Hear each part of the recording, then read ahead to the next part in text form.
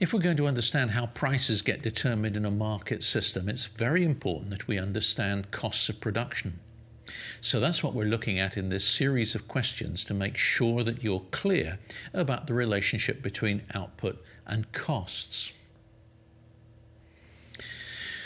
So now let's look at the first question, which revolves around the gold mining company whose film I hope you saw before.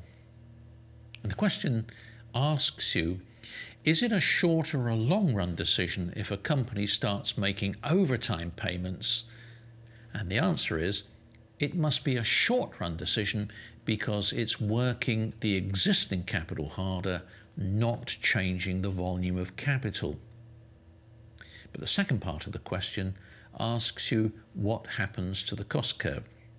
So let's have a look at the diagram and see. Here's our firm with its short-run marginal cost curve.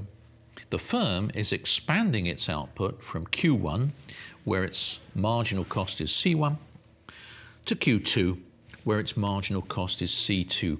What happens to the cost curve? Nothing. It doesn't move up or down. We move along the cost curve as we expand output by working the existing capital harder. So, what happens if a new company enters the market? Are we in the short run or in the long run? If a new company enters the market, this means an increase in capital. And if there is an increase in capital, it means that we are in the long run. But now we're asked, given the shape of the cost curve, the average cost curve, what does that imply about the total cost and the marginal cost? Well, let's look at the diagram to work out total costs. If average costs are constant, then the long-run total cost curve must be rising at a constant rate. And of course, it always starts from zero. At zero output, there are zero costs. And now finally, we're asked, what's marginal cost? Well, given the horizontal shape of the average cost curve, we can come back to the diagram.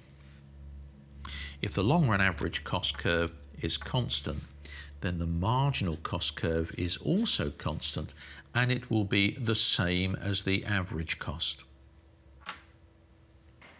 The answer to this question is C. If a very small firm expands its scale of operation, it will, at least initially, experience economies of scale. So answer C.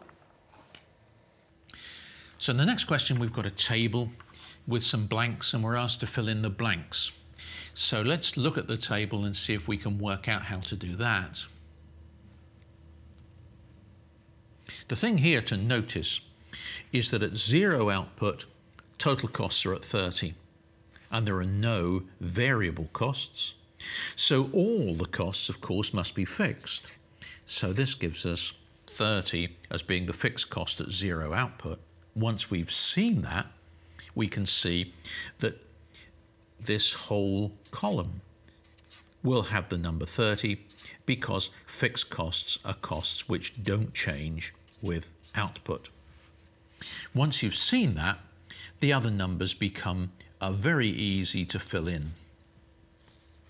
So for example, at one level of output, we know that fixed costs are 30, variable cost is 10, so total costs must be 40.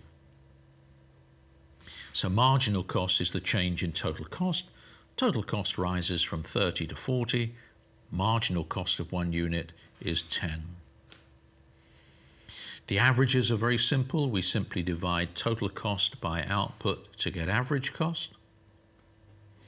Total fixed cost by output to give average fixed cost. Total variable cost by output to get average variable costs. So once you've seen that, it becomes very easy and the rest of it is just arithmetic. So the complete table looks like this.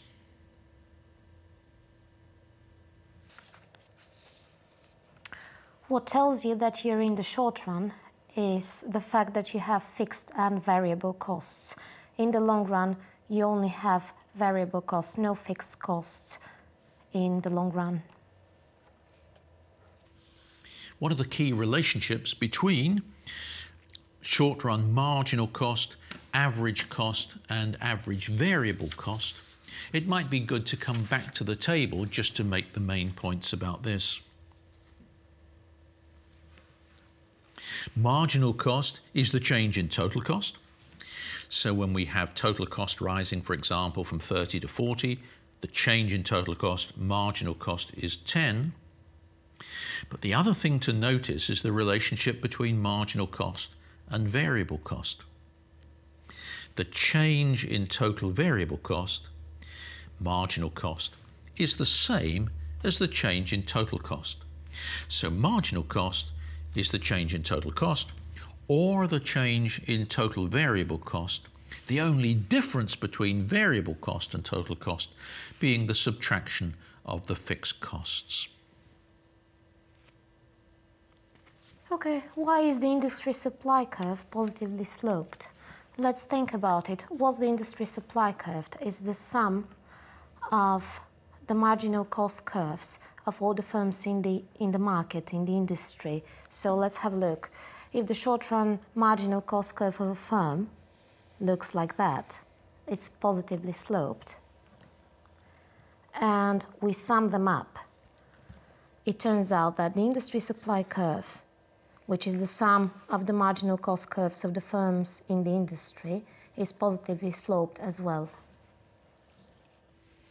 And finally, question regarding fixed or variable costs. We have 5 things to consider here. The first one is interest charge on a bank loan. Is this a fixed or a variable cost? It doesn't matter how much output you produce, you will still have to meet the interest charge. So A is a fixed cost. How about security costs for the factory site? Even if you change your output, you still have to meet the security costs. So those also are a fixed cost. Weekly wages for the shop floor workers. Suppose a recession comes and we want to cut back on the amount of output, then we can lay off some of our workers. In other words, those workers are a variable cost. So C is a variable cost. Cost of raw materials is also a variable cost. If we produce more output, we'll need more raw materials. And finally, payments for rent on the factory. It doesn't matter how much or how little output we produce, we have to meet the rent. The rent is a fixed cost. So we've now checked our understanding of costs. And the key things we have to understand is that we make a distinction between the short and the long run. In the short run, one factor is fixed. In the long run, all factors are variable. And we need to make sure that we understand the relationship between output and costs, both for the short run and for the long run.